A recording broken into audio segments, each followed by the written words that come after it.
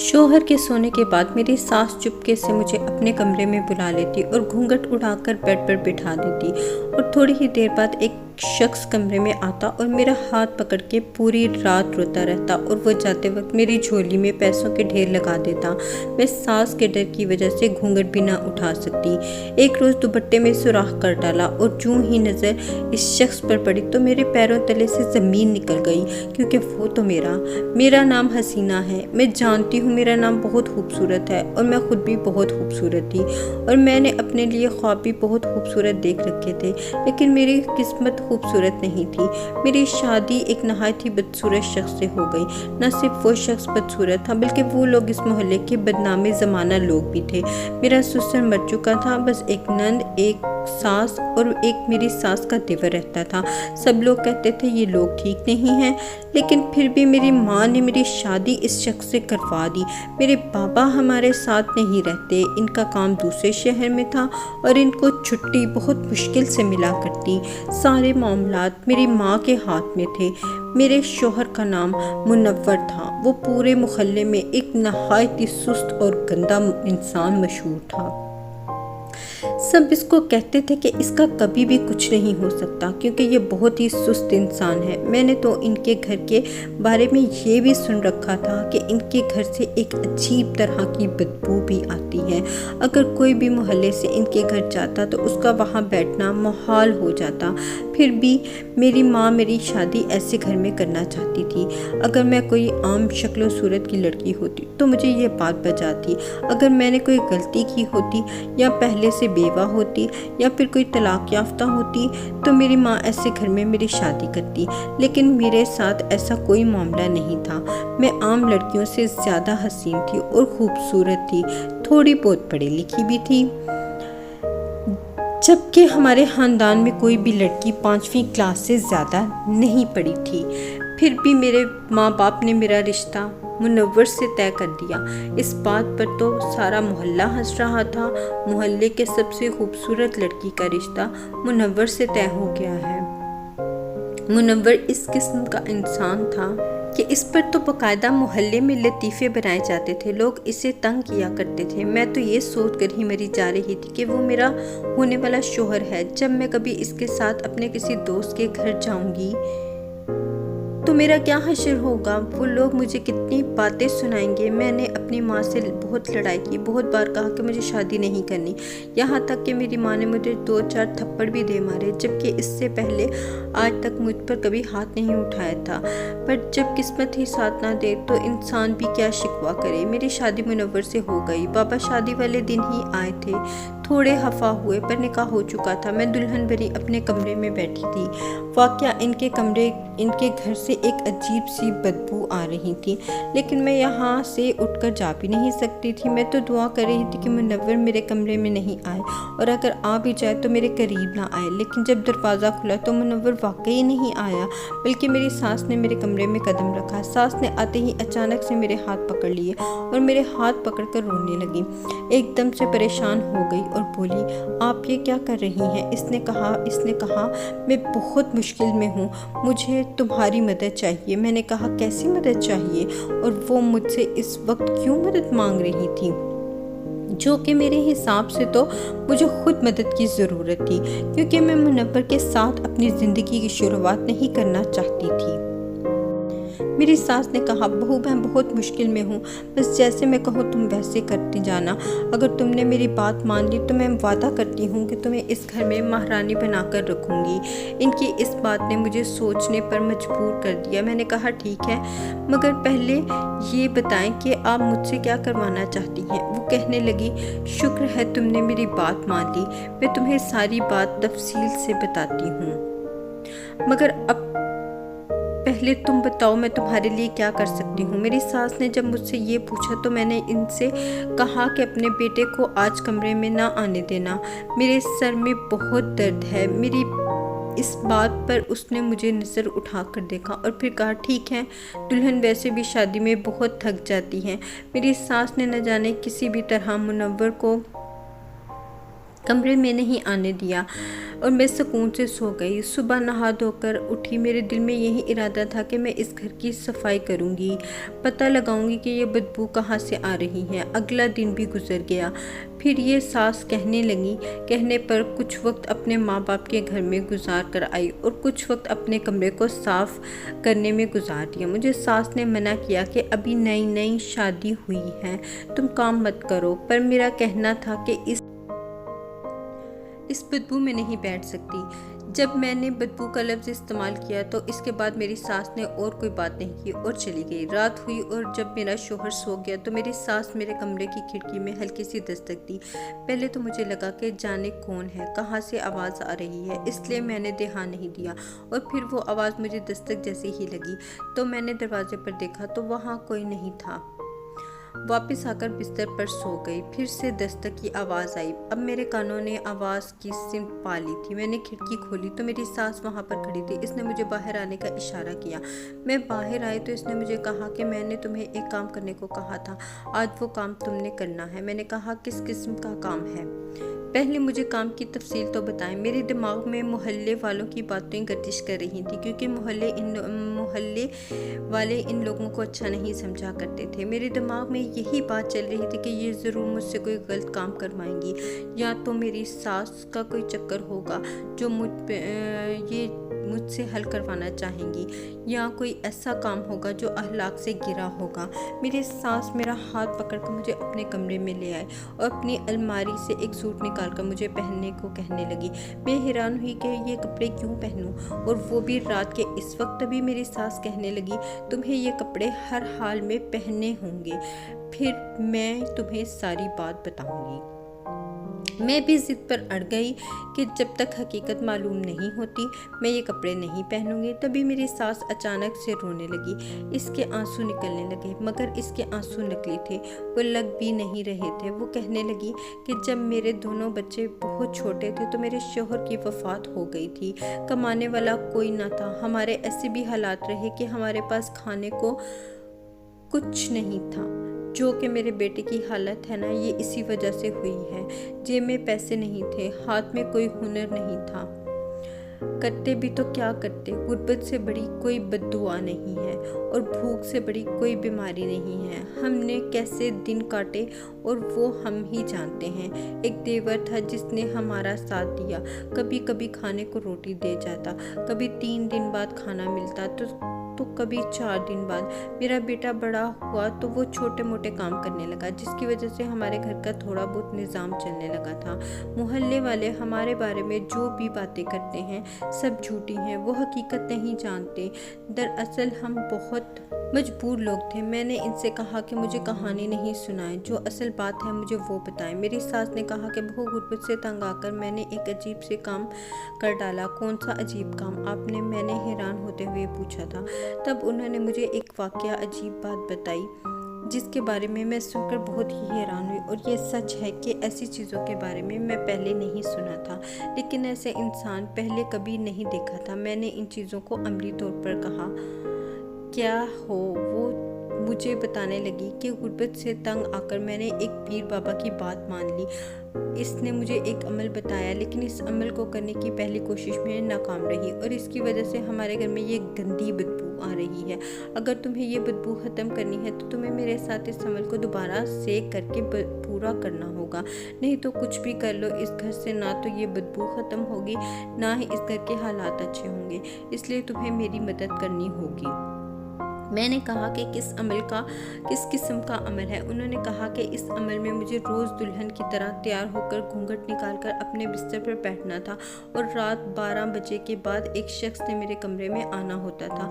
मैं नहीं जानती थी कि वो शख्स कौन है, लेकिन वो शख्स कमरे में आता ज़रूर था और इससे मेरा हाथ पकड़कर मुझे कुछ बातें करनी होती थी। और मुझे कहा गया था कि इस अमल को करने से मुझे गैब से दौलत मिलेगी, यानी मुझे इतने पैसे मिलेंगे कि मेरे सारे मसले हल हो जाएंगे। लेकिन पहले दिन जब वो आदमी कमरे में आया तो मैं इसे देखकर डर गई। मैंने गलती से नज़र उठाकर इसे देख लिया। इसके बाद 3 माह मेरी तबीयत खराब रही। मुझे इतना बुखार रहा कि मैं 3 महीने से बिस्तर पर पड़ी रही। दोबारा इस पीर बाबा के पास गई گئی تو اس نے کہا کہ تمہیں ایک آخری موقع دیا جا رہا ہے، اس بار کوئی غلطی ہوئی تو جان بھی جا سکتی ہے۔ بہو اب تمہیں ہی میری مدد کرنی ہے، بس نئے کپڑے پہن کر گھونگھٹ نکال کر اس بستر پر بیٹھنا ہے۔ وہ شخص آئے گا، تم سے کچھ باتیں کرے گا، کچھ بھی ہو جائے تم نے اسے نظر اٹھا کر نہیں دیکھنا۔ سچ کہوں تو میں بھی ڈر گئی تھی، لیکن اپنی ساس کو میں نے ظاہر نہیں کیا اور بس انکار کرنے کی کوشش کرنے لگی۔ میں نے کہا کہ میں ایسا کچھ نہیں کروں گی، امیر ہونے کے لیے تم نے یہ سب کیا ہے، اس میں تمہاری غلطی کی ہے، تم نے یہ سب کیا ہے، میں کیوں اس کو ٹھیک کروں؟ تب مجھے ساس نے ایک اور عجیب بات سنائی۔ اس نے کہا کہ میں بلا وجہ نہیں رو رہی تھی اور تمہیں نہ چاہتے ہوئے بھی ہماری مدد کرنی پڑے گی، کیونکہ اگر 15 دن کے اندر اس عمل کو دوبارہ نہ دہرایا گیا تو اس گھر کے سارے لوگ مر جائیں گے۔ میں نے اس سے کہا کہ ایسی باتوں پر تو میں یقین نہیں کرتی ہوں، آپ کو ہوگا ان باتوں پر یقین، پر مجھے نہیں ہے۔ تبھی میری ساس میرے قریب آئی اور بولی، پھر گھر سے یہ بدبو کیوں آ رہی ہے؟ تم سارا گھر دھو ڈالو، اگر یہ بدبو چلی گئی تو سمجھ لینا کہ میں جھوٹ بول رہی ہوں، اگر نہیں گئی تو میری بات پر یقین کر لینا۔ سچ تو یہ تھا کہ میں نے گھر کو اچھی طرح سے صاف کیا تھا، میں نے گھر کو کونا کونا چھان مارا تھا، میں نے یہ تلاش کرنے کی کوشش کی تھی کہ آخر یہ بدبو کہاں سے آ رہی تھی، لیکن میں اس بدبو کو ختم کرنے میں ناکام رہی۔ میں نے ساس سے کہا کہ وہ مجھے اس ایک دن کا وقت دیں، پھر میں پھر سے کوشش کرنا چاہتی ہوں، اگر میں ناکام رہی تو پھر میں آپ کا کام ضرور کروں گی۔ میں نے اگلا سارا دن لگا کر اس گھر کو دھو ڈالا، لیکن میں حیران تھی، وہ بدبو پھر بھی آ رہی تھی۔ شاید یہ بات سچ تھی، شاید وہ واقعی میں کچھ غلط کر بیٹھی تھی اور مجھے اس کی مدد کرنا تھی، کیونکہ یہ سچ تھا تو پھر یہ عمل بھی اصل تھا، اور اگر یہ عمل اصل تھا تو پھر یہ بھی مرنے والی بات بھی سچ تھی اور مجھے اپنی جان بچانی تھی۔ میں نے دیکھا کہ میری ساس اپنے کمرے میں بیٹھی بچوں کی طرح رو رہی تھی، اللہ تعالیٰ سے معافی مانگ رہی تھی، کہہ رہی تھی کہ اے اللہ مجھے معاف کر دے، میں تیری تقسیم سے مطمئن نہیں تھی، یا اللہ میں تیری بہت لالچی بندی ہوں، میری جان بچا لے، میں کیا کروں؟ آخر کوئی 40 سالہ سمجھدار عورت اس قدر کیوں روئے گی؟ میں نے جا کر اس کے کندھے پر ہاتھ رکھا اور اس سے کہا کہ میں مدد کرنے کے لیے تیار ہوں۔ اس نے کہا کہ یہ بات منور کو نہیں پتہ چلنی چاہیے، کیونکہ وہ اس بارے میں کچھ نہیں جانتا، اگر اسے پتہ چل گیا تو شاید وہ بہت غصہ ہو جائے۔ میں نے کہا اگر آپ اسے سمجھائیں گے تو وہ سمجھ جائے گا، ہو سکتا ہے ہماری مدد کرنے کو بھی راضی ہو جائے۔ ساس بولی کہ نہیں، وہ ہماری مدد نہیں کرے گا، کیونکہ یہاں پر بات اس کی غیرت کی ہوگی، وہ ایک مرد ہے اور وہ کبھی نہیں چاہے گا کہ تمہیں اس طرح اکیلا بیٹھنا پڑے۔ میں نے کہا کہ بیٹھنے تک تو ٹھیک ہے، لیکن دیکھ لینا کوئی اور نقصان تو نہیں ہوگا۔ انہوں نے مجھے تسلی دی اور کہا کہ ایسا کچھ نہیں ہوگا، کیونکہ میں پہلے یہ کام کر چکی ہوں، بس کچھ بھی ہو جائے تم اس آدمی کی طرف مت دیکھنا، چاہے تمہارے سر پر چھت گر پڑے، بس نظر جھکا کر بیٹھی رہنا۔ میرا دل بہت اداس تھا، میں نے اپنے کمرے میں آ کر اپنی امی کو کال کی، میں نے ان کو یہ سب بتا نہیں سکتی تھی، پر سوچا تھوڑی دیر ان سے بات کر کے دل کو تھوڑا سا سکون مل جائے گا، لیکن دراصل میں اپنی امی سے بھی ناراض تھی، کیونکہ انہوں نے ہی اس گھر میں میری شادی کروائی تھی۔ میرے بابا تو اس شادی کے لیے راضی نہ تھے۔ جب ماں نے یہ پوچھا کہ تم خوش ہو یا نہیں تو مجھے غصہ آ گیا۔ میں نے کہا یہ سوال کرنے کا حق آپ نے کھو دیا ہے، ایسے گھر میں کیا خوش ہو سکتا ہے؟ کیا ہے اس گھر میں جس کی وجہ سے میں خوش ہو جاؤں؟ میری ماں نے کہا کہ زندگی کی ساری خوشیاں پیسے سے خریدی جاتی ہیں، تمہارے پاس پیسے آ جائیں گے تو تم بھی خوش ہو جاؤ گی۔ میں نے کہا کہ میرے پاس پیسے کہاں سے آئیں گے؟ میرے شوہر کی تو ہوائی روزی ہے، کبھی اس کا کام مل جاتا ہے اور کبھی نہیں ملتا۔ میری امی مجھے تسلیاں دینے لگی اور کہنے لگی کہ دیکھنا بہت جلد سب ٹھیک ہو جائے گا، تم گاڑیوں میں پھرا کرو گی، تمہارا بھی بڑا گھر ہوگا، اور مجھے ایسے خواب دکھا رہی تھی جیسے یہ سب وہی خرید کر دیں گی۔ میں اپنی پریشانی میں لگی تھی، اسی لیے میں نے ان کی باتوں پر زیادہ دھیان نہیں دیا۔ میں بہت ڈری ہوئی تھی، لیکن مجھے یہ کرنا ہی تھا۔ منور رات کو سو گیا تھا، میں اپنی ساس کے کمرے میں آ گئی، اب ساس کے دیے ہوئے نئے کپڑے پہن کر اچھے سے تیار ہو گئی۔ میں بستر پر بیٹھ گئی تھی، اس نے مجھ پر بڑا سا گھونگھٹ اوڑھ دیا، یہ ایسے کپڑے کا تھا जिस से हल्का सा भी दिखाई नहीं देता था। खुद सास कमरे से चली गई, लेकिन इसने कहा कि वो पास ही होगी। थोड़ी देर बाद बैठक का वो दरवाज़ा जो गली में खुलता था, वहाँ से एक शख्स अंदर आया और आकर मेरे सामने बैठ गया। मैं बुरी तरह डरी हुई थी, जाने क्या होने वाला है। मेरा शौहर जैसा भी हो, मेरा शौहर था, क्या मैं इसके साथ बेवफाई कर रही थी? अचानक इस शख्स ने मेरा हाथ पकड़ा और बच्चों की तरह रोने लगा। वो कुछ बोल नहीं पा रहा था। थोड़ी देर मुझे एहसास हुआ कि वो कुछ बड़बड़ा रहा था, लेकिन मुझे इसकी आवाज़ सुनाई नहीं दे रही थी, मगर इसके अल्फाज कुछ ऐसे सुनाई दे रहे थे कि मैं बहुत परेशान हूँ। मेरा मसला हल तो हो जाएगा, जो मैं चाहता हूँ बस वो हो जाए। वो काफ़ी देर मेरा हाथ पकड़कर बैठा रहा और रोता रहा, और जब तक बैठा रहा मेरा दिल काबू में नहीं रहा। मैं बहुत डरी हुई थी। फिर इसके बाद वो जैसे आया था वैसे ही चला गया। जब मैंने अपनी गोद में देखा तो मेरी आंखें फटी की फटी रह गईं। इसमें हज़ार हज़ार के नोट पड़े थे। ये ज़रूर वही शख्स रख के गया था। मेरी सास ने कहा कि देखो, इतने पैसे हम पूरा महीना भी मेहनत करके नहीं कमा सकते थे। मैंने कहा था ना कि सब ठीक हो जाएगा। देखो कुछ भी नहीं हुआ, बस कुछ दिन और ये सब करना होगा। मैंने भी कह दिया कि हाँ ठीक है। अब ये सिलसिला चल पड़ा। रोज़ वो शख्स मेरे कमरे में आता, मेरे हाथ पकड़ के रोता रहता, बदले में मेरी गोद में हज़ारों के नोट रख कर चला जाता। लेकिन वो पैसे मुझसे मेरी सास ले लिया करती थी और बहुत खुश थी। लेकिन इसने कहा था कि मुझे कुछ दिन करना होगा। मैंने इससे पूछा कि कब तक करना होगा, तो इसने कहा कि अभी इसको हमें जारी रखना है। मेरे दिल में तजस्सुस पैदा होने लगा कि आखिर ये शख्स कौन है और क्यों मुझे इतने पैसे दे जाता है। मेरी सास मुझे रोज़ एक नया सूट पहनाया करती थी। मैंने आज अपने दुपट्टे में एक सुराख कर डाला जिसके पार में इस शख्स की शक्ल देख सकूं। रात को मैं बैठी हुई थी, वो शख्स आया और मेरा हाथ पकड़कर रोने लगा। मैंने हिम्मत करके इस शख्स की शक्ल देखने की ठान ली। मेरी सास ने कहा था कि ऐसा बिल्कुल मत करना, लेकिन अब मुझे शक होने लगा था कि वो शायद मुझे पागल बना रही है। मैंने जैसे ही इस शख्स को देखा, मेरे कदमों तले ज़मीन निकल गई। वो कोई और नहीं था बल्कि मेरा बाप था। मैंने एक झटके से घूंघट उठाया और इसकी भी हवाइयाँ उड़ गईं। मैंने कहा, आप यहाँ क्या कर रहे हैं? वो मुझे कोई जवाब देने के बजाय थर थर कांपने लगे और वहाँ से भाग गए। मैं हैरान रह गई, इनको पुकारती रही, लेकिन उन्होंने मुड़कर नहीं देखा था। शोर सुनकर मेरी सास भी कमरे में आ गई। इसने अपना कमरा सर पकड़ लिया क्योंकि वो समझ गई थी यहाँ क्या हुआ है। मैंने अपनी सास को इतने ज़ोर से पकड़ा कि इसके मुंह से चीख निकल आई। मैंने कहा, अभी मुझे बताओ कि तुम ये सब क्या कर रही हो? तुमने मेरे पापा को फंसा रखा है, मेरी फैमिली को ब्लैकमेल कर रही हो। मेरी सास ने एक झटके से अपना हाथ छुड़ाया और कहा, ये बातें जाकर अपनी माँ से क्यों नहीं पूछती हो? मैंने अगले ही दिन अम्मी के पास जाने का फ़ैसला कर लिया क्योंकि अभी बहुत रात हो गई थी। रात मैंने किसी तरह काटी, मैं ही जानती हूँ। मैं सुबह अम्मी के पास मौजूद थी। इनको सब कुछ बताया। अम्मी भी मेरी सास की तरह सर पकड़कर बैठ गई और मुझे सारी हकीकत बताने लगी कि तुम्हारा बाप जितना सीधा नजर आता है इतना सीधा नहीं है। इसने कई सालों से दूसरी शादी कर रखी है और इस औरत के नाम अपनी सारी जायदाद, घर और पैसा कर दिया है। ये जो तुमको हमारे घर में गुर्बत के ढेर नजर आ रहे हैं, तुम्हारे बाप के डाले हुए हैं। हमारे पास घर भी था, जायदाद भी और कारोबार भी, और वो सब इस औरत ने छीन लिया है। सुना है अब वो औरत बहुत ज़्यादा बीमार है और तुम्हारा बाप इसके इश्क में इतना दीवाना है कि इसके इलाज के लिए पागलों की तरह फिर रहा है। असल में तुम्हारे बाप को झूठे पीरों पर अंधा यकीन था और वो अपनी सारी दौलत इस पर लुटाई जा रहा था। मुझे कुछ नहीं देता था।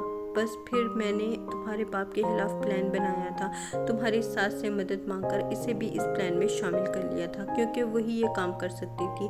फिर तुम्हारी सास तुम्हारे बाप को परेशान देकर इससे कहा, इसे कुछ दिन तक एक कमरे में भेजा जाएगा जहाँ पर एक औरत घूंघट करके बैठी होगी। इसे इस औरत का हाथ पकड़कर अपने सारे मसाइल बताने हैं और फिर नजराने के तौर पर इसे कुछ पैसे भी देने होंगे। तुम्हारे बाप की कमाई पर हमारा भी कोई हक था, लेकिन तुम्हारी सास बहुत चालाक थी। जब वो मेरी हमराज बन गई तो इसने मुझसे तुम्हारा रिश्ता मांग लिया और अब मैं बुरी तरह फंस चुकी थी।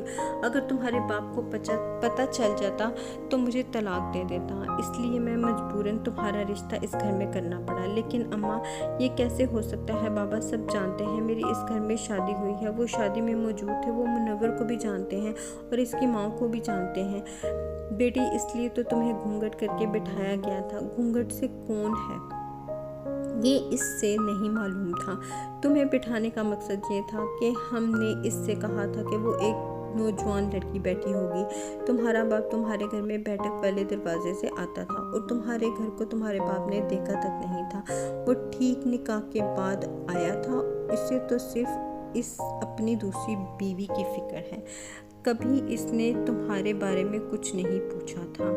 मैं इस सारे प्लान के बारे में तुम्हें पहले बताती तो तुम कभी भी हमारी मदद नहीं करती। अपनी माँ की बात सुनकर मुझे इन पर बहुत गुस्सा आया था, मगर फिर मैं सोच कर चुप हो गई कि बाबा ने भी तो इनके साथ गलत किया था।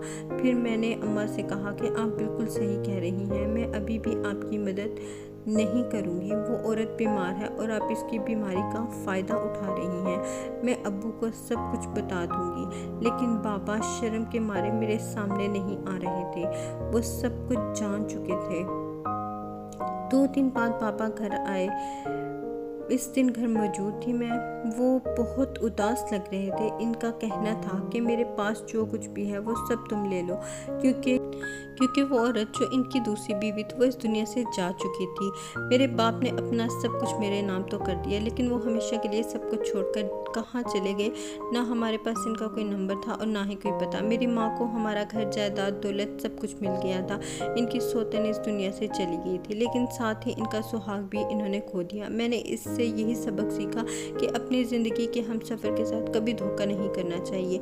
जिसे अल्लाह ने हमारे लिए चुना है, अल्लाह का फैसला गलत हो ही नहीं सकता।